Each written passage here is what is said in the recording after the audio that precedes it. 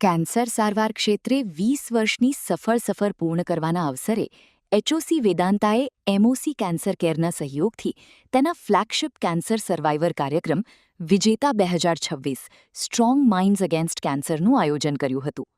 અમદાવાદમાં યોજાયેલા આ ભાવનાત્મક કાર્યક્રમમાં 250થી વધુ કેન્સર સર્વાઈવર્સ, તેમના પરિવારજનો, કેરગિવર્સ અને આરોગ્ય ક્ષેત્રના નિષ્ણાતો એકત્ર થયા હતા. કાર્યક્રમની સૌથી યાદગાર અને ભાવવિભોર કરી દેનારી ક્ષણ ત્યારે સર્જાઈ જ્યારે કેન્સર સામે જીત મેળવી ચૂકેલા સર્વાઈવર્સ પોતાના સારવાર કરનાર ડોક્ટરો સાથે આત્મવિશ્વાસપૂર્વક રેમ્પ પર ઉતર્યા. દરેક પગલું તેમની પીડા, સંઘર્ષ, આશા અને જીતની ગાથા કહી રહ્યું હતું. સમગ્ર વાતાવરણ ભાવુક બની ગયું અને ઉપસ્થિત દરેક વ્યક્તિ તેમની હિંમતને સલામ કરવા મજબૂર બની. નામ ડૉક્ટર ભાવિન શાહ છે. હું એચઓસી વેદાંતનો ડાયરેક્ટર છું અને સિનિયર કન્સલ્ટન્ટ છું. આજે એચઓસી વેદાંતના 20 વર્ષ પૂરા થયા એના માનમાં કેન્સર વિજેતા ડે સેલિબ્રેટ કરી રહ્યા છે, જેમાં અમારા કેન્સર સર્વાઈવર પેશન્ટ્સને આજે અમે બહુમાન કરી રહ્યા છે અને એમની જે કેન્સર સામેની લડત છે એનો વિજય સેલિબ્રેટ કરી રહ્યા છે. કેન્સર એટલે કેન્સર એવી એક સામાન્ય માન્યતા હોય છે અને ઘણા બધા પેશન્ટ અને પેશન્ટના રિલેટિવને જ્યારે કેન્સરનું નિદાન થાય છે ત્યારે ફર્સ્ટ ડર એ જ હોય છે કે હવે તો અમે બચી નહીં શકીએ, પણ એ કેન્સરને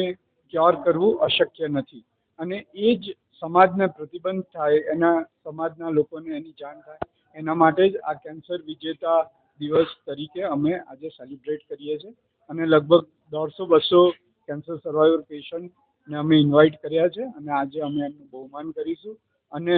આ સમાજને એ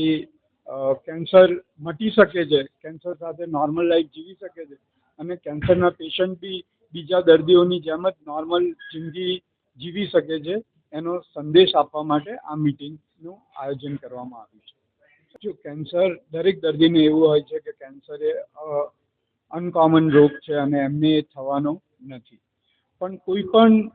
પ્રોબ્લેમ જે 15 દિવસ મહિનાથી વધારે લાંબો ચાલે એના માટે તમારે પૂરતી તપાસ કરાવવી જોઈએ, કારણ કે એ પ્રોબ્લેમ કેન્સરના કારણે પણ હોઈ શકે અને એના માટે જરૂરી બ્લડ ઇન્વેસ્ટિગેશન, રેડિયોલોજિકલ ઇન્વેસ્ટિગેશન અને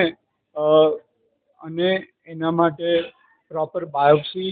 નિદાન કરી અને એની સારવાર કરવી જોઈએ. હવે અત્યારે કેન્સરના ઘણા બધા નિષ્ણાંત અવેલેબલ છે અને એ લોકો આ કેન્સરની બધી જ સારવાર માટે અમદાવાદની અંદર દરેક સુવિધાઓ